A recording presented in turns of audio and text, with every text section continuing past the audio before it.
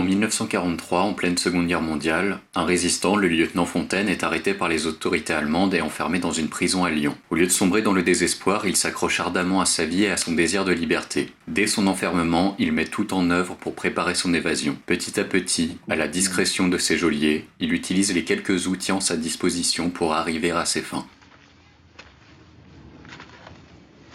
Avez-vous une épingle? Une épingle? Attendez.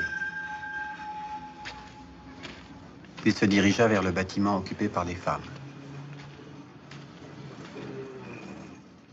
Le film se caractérise par une esthétique austère propre à l'univers de Robert Bresson. Pour lui, le spectaculaire a sa place au théâtre et le cinéma gagne à s'en détacher au maximum. Ainsi, le film se caractérise d'abord par une économie de moyens. Seuls quelques lieux sont filmés. La très grande majorité du film se déroule dans la prison et même surtout dans les cellules exiguës et froides de Fontaine. Les décors sont simples, les murs sont évidemment dépouillés et il y a une économie dans le choix des plans qui se contente à montrer de façon intelligible l'action. De plus, les dialogues sont brefs et efficaces, presque dits avec une absence d'intonation. Pour Bresson, les acteurs ne sont pas là pour reproduire des émotions, ils sont davantage utilisés comme machines qui prononcent un texte et agissent dans l'espace. Les personnages ne sont pas psychologisés, ils parlent et agissent. Les mots n'y sont que vecteurs d'information et de compréhension pour le spectateur. Par cette absence de performance d'acteur, le cinéaste entend accentuer l'essentiel à ses yeux, le récit qui se matérialise sous nos yeux.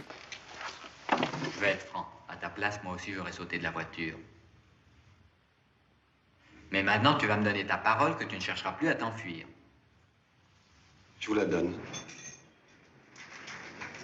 Quel jeu jouions-nous? Il ne me croyait certes pas. Quant à moi, j'étais bien décidé à m'échapper à la première occasion.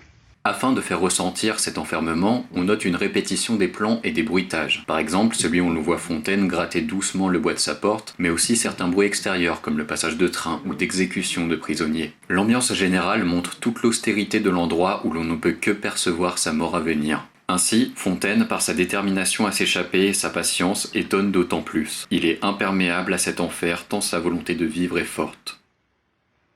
Après 3 semaines d'efforts, faisant le moins de bruit que je pouvais, j'étais parvenu à séparer dans le sens de la longueur 3 planches. Mais elles restaient fixées au cadre en haut et en bas par des tenons contre lesquels se tordait le manche de ma cuillère.